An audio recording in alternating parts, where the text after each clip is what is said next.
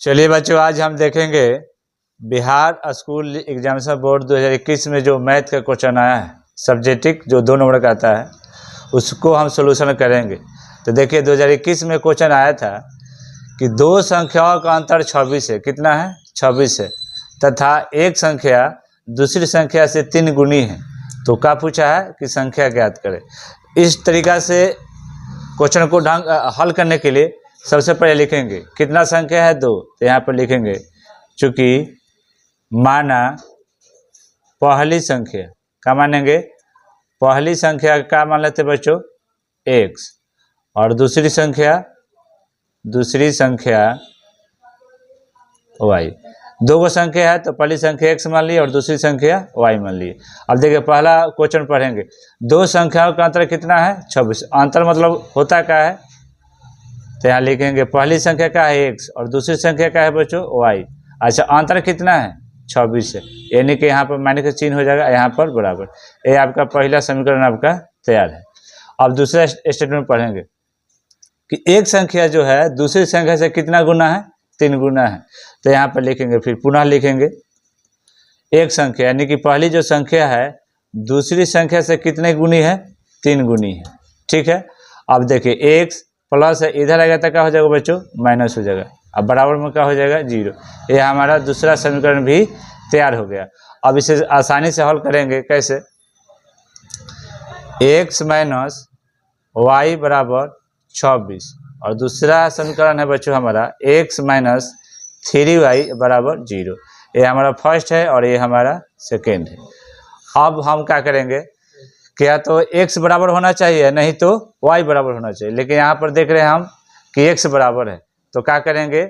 लिखेंगे घटाने पर। क्या करेंगे? घटाने पर। तो यहाँ पर माइनस का चिन्ह हो जाएगा, प्लस है तो, और यहाँ पर माइनस है तो प्लस का चिन्ह हो जाएगा, और यहाँ प्लस है तो क्या हो जाएगा? माइनस हो जाएगा।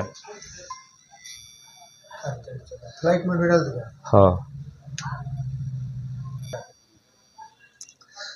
तब देखिए यहाँ पर x इक्वल था तो हम क्या किए? यहाँ प्लस था तो माइनस हुआ, माइनस है तो प्लस, और प्लस था तो माइनस। अब देखिए यहाँ प्लस माइनस का हो जाएगा, कैंसिल हो जाएगा। तो यहाँ बचा देखिए 3 में से बच्चों 1 y घटाएंगे तो कितना बचेगा? 2y। अब बराबर में 26 में से 0 घटाएंगे तो कितना आएगा बच्चों? 26। अब 2 से काटेंगे 13 दूना 26, यानी कि y का मान कितना आ गया बच्चों? 13। ये तो हमारा एक संख्या है ना। अब हम एक और संख्या निकालेंगे, तो लिखेंगे y का मान समीकरण 1 में रख सकते हैं, रखने पर। अब देखिए नेक्स्ट पेज को देखेंगे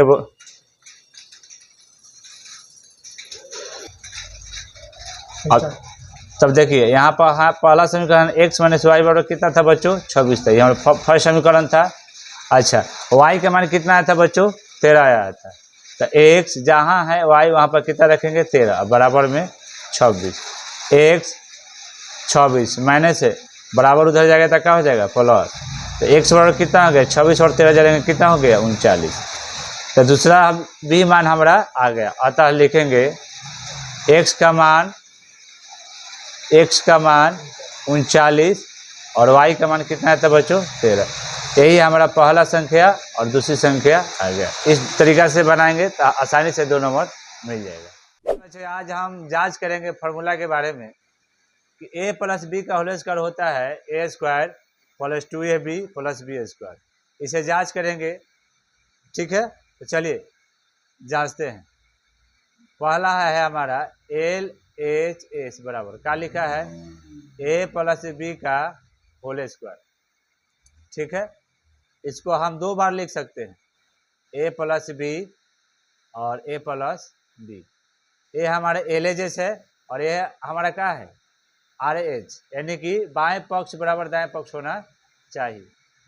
अब इसमें क्या कॉमन लेते हैं? a को बाहर निकालते हैं, a को निकालेंगे जो है इसको लिख देंगे, फिर प्लस बी को बाहर निकालेंगे और a प्लस बी को क्या कर देंगे? रख देंगे।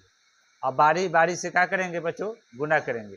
अब देखिए a में a से गुना करेंगे तो a स्क्वायर आ जाएगा, a में b से गुना करेंगे तो a भी आ जाएगा।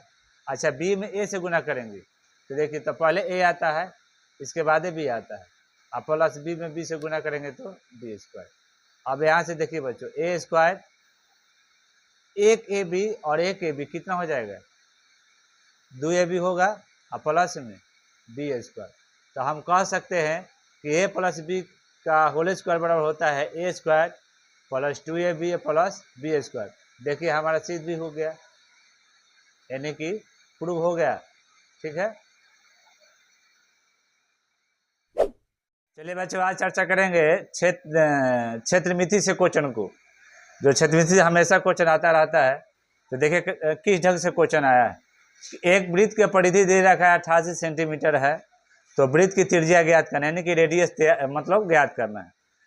ये क्वेश्चन 2 नंबर का है, तो किस तरीके से हैंडल करेंगे। सबसे पहले हमें याद करना होगा कि वृत्त की परिधि का फॉर्मूला क्या होता है। तो सभी बच्चे जानते हैं वृत्त की परिधि।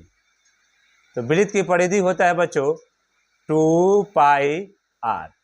ठीक है, और यहाँ पर एक और बात है बच्चों, पाई का मान रखना है आपको 22/7। ठीक है, अब वृत्त की परिधि कितना है 2πr।